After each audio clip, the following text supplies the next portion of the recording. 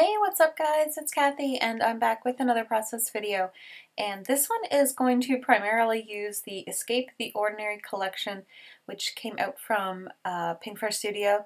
They put out two different what do we call them? Product lines? Collections? There we go, collections. I always forget the words halfway through.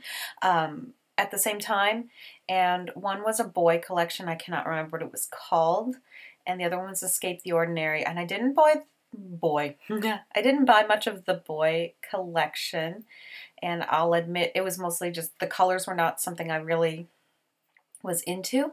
But I did buy some of the Escape the Ordinary collection because it also had a very kind of masculine feel to it.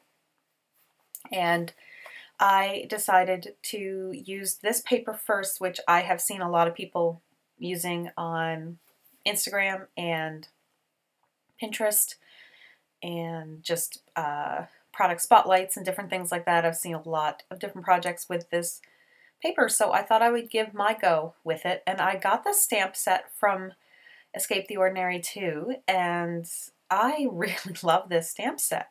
I am not a stamper by any stretch of the imagination. I don't normally do any stamping or very little, and I usually only do black stamping because I prefer to use the StazOn for everything. I'm just so scared about ink not drying because I've had issues with that before, so I'm always just stamping in black. So I loved the mountain range, and I just decided to kind of build this little background behind where the photo and everything is going to be. And some of it's going to get covered up. It's just kind of a little added detail.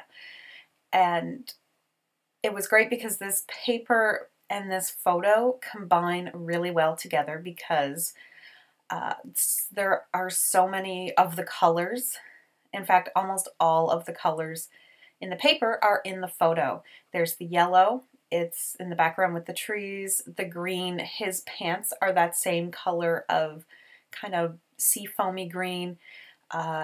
His shirt is gray, and it has these little blue trucks on it that are the exact same color of kind of royal blue. And of course there's the black as well. So yeah, and the gray. So this paper was just a perfect pairing with this photo. So I was really happy to, it's so nice when that kind of comes together all on its own. And for backing my photo, I didn't want to do too much. You can see I'm ripping papers again, and that's just because when it comes to like this type of layout, I really like the look of some hard edges, straight edges, and then some kind of soft torn edges. So I used some papers from my stash, a black and white one, a kind of seafoamy green one that matched his pants and that color of one of the mountains, and then an XO paper that is from an older Pinkfresh Studio 6x6 paper pad that was in my stash. I'm also using tissue paper to add even more texture and layers, and then I wanted to kind of do that thread thing that Missy Whidden likes to do, but I always tend to want to do it with baker's twine, and I don't know why, especially the black and white baker's twine. I love doing it with that. So I don't have a lot of thread anyway to do it with thread, so baker's twine is my go-to. So there's just a little bit of it peeking out, and I like how that looks. And I don't have the whole collection. I thought I bought the ephemera, but apparently I didn't buy the ephemera. But oh well, I will survive, and maybe I'll buy it later. I'm not sure, but I did buy the chipboard. I probably didn't buy it because I didn't buy everything from the collection. I just bought a few things. So usually when I do that, I don't buy all the embellishments because then I'll have too many embellishments and then I'll just end up with them in my in my stash. But I'm taking lots of the triangles from the chipboard, and then I'm going to take out some from the puffy stickers as well because I have the puffy stickers.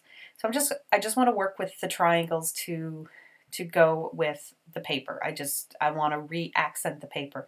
And I found it easier to rip the backing off of the chipboard because it didn't really seem to want to stick anyway. I'm also using a very old chipboard set from Amy Tangerine.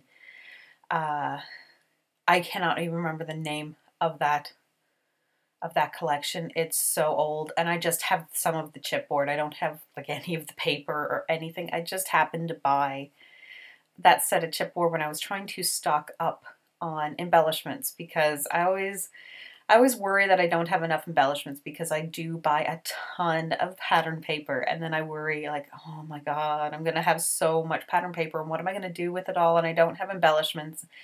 And you guys who watch me know that I really do like to embellish. So I'm always worried I'm going to run out.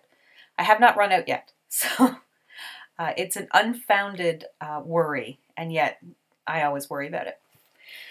So I'm using some puffy stickers to just add more triangles around. You can see I'm not doing a whole bunch of clusters.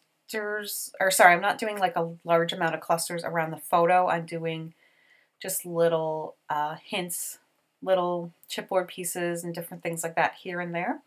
I loved adding in that sun because it was just it was a different shape. Like I've got triangles, I've got squares now. I'm just trying to mimic the mountain range, that type of thing. And I kept wondering if I was going to use the chipboard mountains that came in the chipboard set, and yes, I have to use it because they're gorgeous. So, I mean, I have the stamp, so I can always use the stamp to replicate that. So it's not a big deal. But yeah, I was really impressed with using up that other chipboard from the older Amy Tangerine, because many of the colors are not colors when I ordered it. I don't know if maybe it looked different, or I liked it more on the screen as opposed to in person, because when I got it, I did not really like the color scheme. But many of the colors match really well with what is going on in this set, so I'm really happy that I get to combine them. And I just happen to have those on my desk. They're from a different Pink Fresh Studio collection. They're the puffy stickers, and I just love that little delightful. I just wanted something there, you know, just for kind of fun. I made sure that I had my stuff glued down because I'd folded my tissue paper in half and it hadn't stuck together. So it was pretty much like a book. I could have just flipped my photo over like a book. But I'm not doing hidden journaling, so there was no need to have that. Now, I should feel that this is done. This layout should be done. And yet, to me, sorry guys, my throat, it feels a little, it still feels empty, or that it's missing something. I just feel like the page is kind of getting away from me. I don't know how to describe it. It needs to be grounded. Oh yes, that's the term I like to use. It feels like it needs to be grounded, whether that's with something on the top. Sometimes I don't like to put something on the top and bottom. Sometimes I just like to put something on the bottom or the top, but it's to ground it in some aspect. And I'm really feeling like it needs that. So there was a cut apart sheet, and it had some strips going all the way across, and I thought I was going to cut one out for the top and one out for the bottom. Oh, and I'm yawning. But in the end, I decided to just use some bottom strips. And the other side of that paper is really cool. It's got some plus signs, and I bought 2 sheets of it, and it was probably so I could use the cut aparts and use the other sheet as a background. So I was really glad that I did that, because I just cut one of the strips that I was probably not going to use and just flipped it around so that I could have some of the other pattern, which is just, it's very, very, oh no, I thought I was going to use that. I don't like that there. But yeah, I liked those little plus signs. I thought they were cute. And I could have put something on the top and bottom, but I felt it didn't need to be grounded on both sides. It felt a little too heavy for me with it being on both sides. I am going to put those banners in after, and I'm going to glue, I'm going to staple one in the bottom left and one in the top right. But, yeah, no, there's so many triangles in this layout. But I like triangles, so, you know, whatever. And I like that it's broken up with a few different shapes. There's the squares and the circle and different things like that to kind of help make it a little less triangle-y, which is not a word. But yeah, and I loved that one. That's the banner that said "Go Your Own Way." I just thought it was cute. It was just this really sweet picture of my son on the trampoline, just kind of posing almost. I just kind of snapped some pictures. It was sunset. And right after I snapped this, my husband came home, and of course he got up and ran to my husband. So I'm glad I got the picture when I did. I'm going to finish it off with a Heidi Swap Color Shine, and it's going to be the black shiny stuff, just to add a little something to it, a little sparkle. And that's going to be about it for the layout. I'm really happy with how this one turned out, and thank you guys so much for watching. I'll see you in the next video, and pictures are coming up. So yeah, later days. Bye.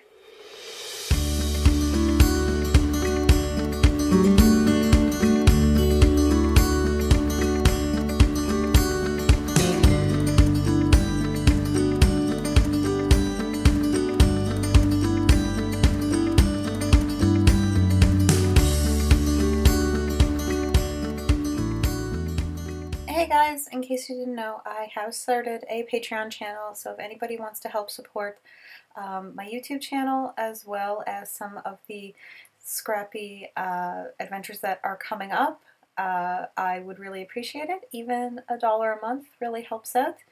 But even if you just like and subscribe and comment, that really helps as well. Thank you so much and have an awesome day.